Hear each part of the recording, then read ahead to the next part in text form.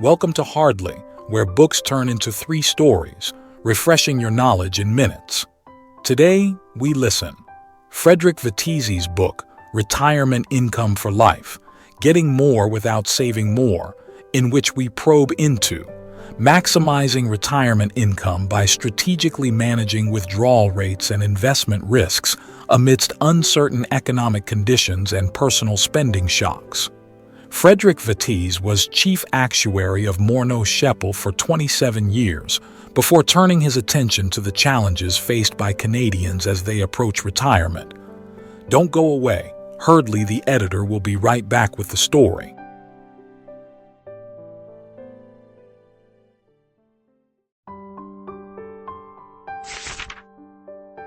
Today, let me take you through 3 stories that illustrate the nuances of maximizing retirement income by strategically managing withdrawal rates and investment risks, even when faced with economic uncertainties and unexpected spending shocks.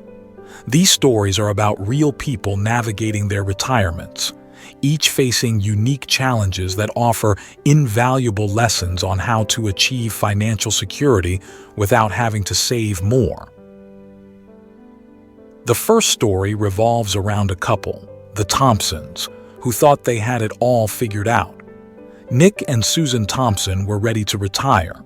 They had meticulously planned their retirement finances, adhering to the well-known 4% rule. This rule suggests that retirees withdraw 4% of their savings in the first year of retirement, adjusting the amount for inflation each subsequent year. It sounded foolproof at first, offering a balance between security and flexibility. But life, as we know, often throws unexpected curveballs. For Nick and Susan, those curveballs came in the form of unforeseen expenses. First, their roof started leaking, costing them a hefty $20,000 for urgent repairs. Then, their son Brett needed help buying his first home, a $30,000 gift they hadn't anticipated. Lastly, Nick underwent a surgical procedure that required several months of recovery and additional caregiving costs.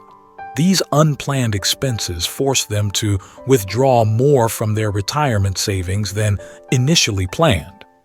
As their funds dwindled faster than expected, they were faced with a harsh reality. The strategy they had relied on so heavily was falling apart, and yet the Thompsons were not alone in this experience. This leads us to our next story, where another couple faced similar trials but took a different path. The second story is about Rita and Paul, who approached their retirement with a different mindset. Unlike the Thompsons, Rita and Paul did not fully trust the 4% rule. Instead, they decided to be more conservative with their withdrawals and aimed to live off the interest from their investments, preserving their principal as much as possible. It seemed like a wise choice at the time: minimal risk, steady income. However, their plan had a critical flaw. While they were initially able to live comfortably on the interest, inflation began to eat away at their purchasing power. Over the years, as inflation crept up, their carefully calculated income began to fall short of covering their basic needs. To make matters worse, the interest rates, which had been relatively stable when they first retired, began to fluctuate. This uncertainty left them drawing less each year than they needed to maintain their lifestyle.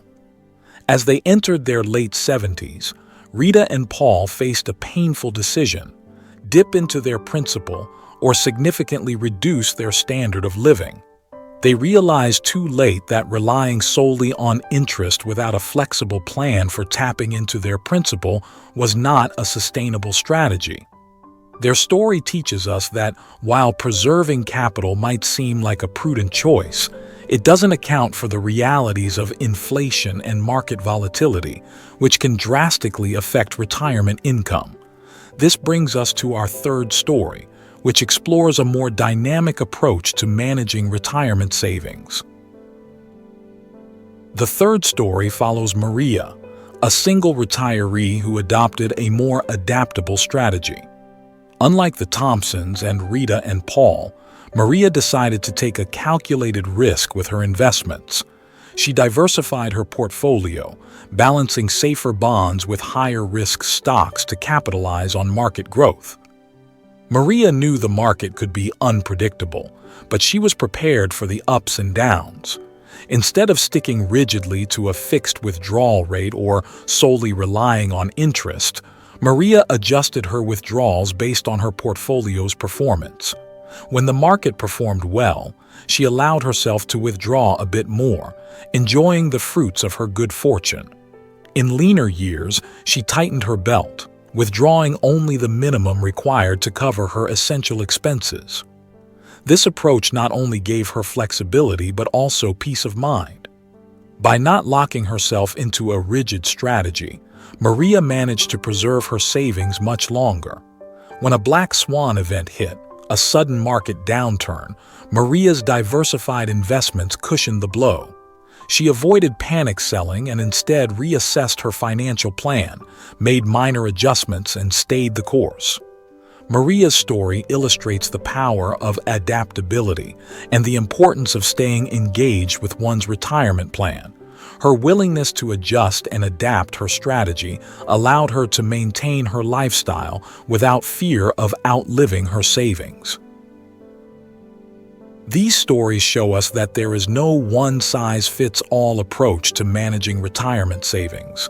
The Thompsons, Rita and Paul and Maria each faced unique challenges that required different strategies.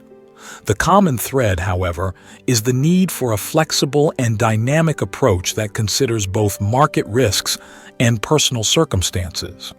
The traditional 4% rule might not suffice in the face of unexpected expenses, inflation, or market downturns. Likewise, relying solely on investment interest without a strategy for accessing principal can leave retirees vulnerable to the whims of the market. And while taking calculated risks, like Maria, can provide more growth opportunities, it also requires a willingness to adapt and change course when necessary. By understanding these different approaches and their outcomes, we learn that maximizing retirement income isn't just about how much you save. It's about how you manage and adapt your withdrawals and investments over time. Flexibility, diversification, and an awareness of personal and economic risks are key to ensuring that retirement savings last a lifetime. As the editor of Hardly, through understanding these strategies, we can see that the future of retirement planning lies not in rigid rules, but in adaptable strategies that evolve with both the market and our personal lives.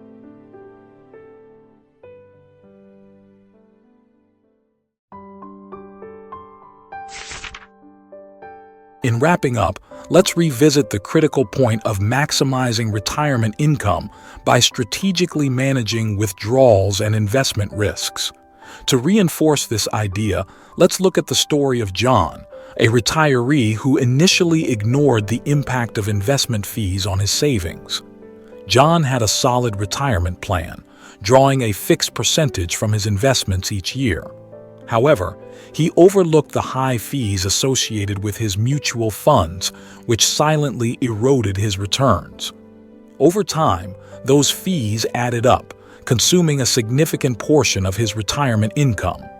Realizing this too late, John switched to low-cost index funds, which dramatically improved his financial situation. His story highlights a crucial, yet often ignored aspect of retirement planning: minimizing fees to maximize income. This story serves as a reminder that even small details like investment fees can have a profound impact on the longevity of retirement savings. It reinforces the importance of regularly reviewing and adjusting one's strategy to adapt to changing circumstances. In conclusion, managing retirement income effectively isn't just about how much money you have.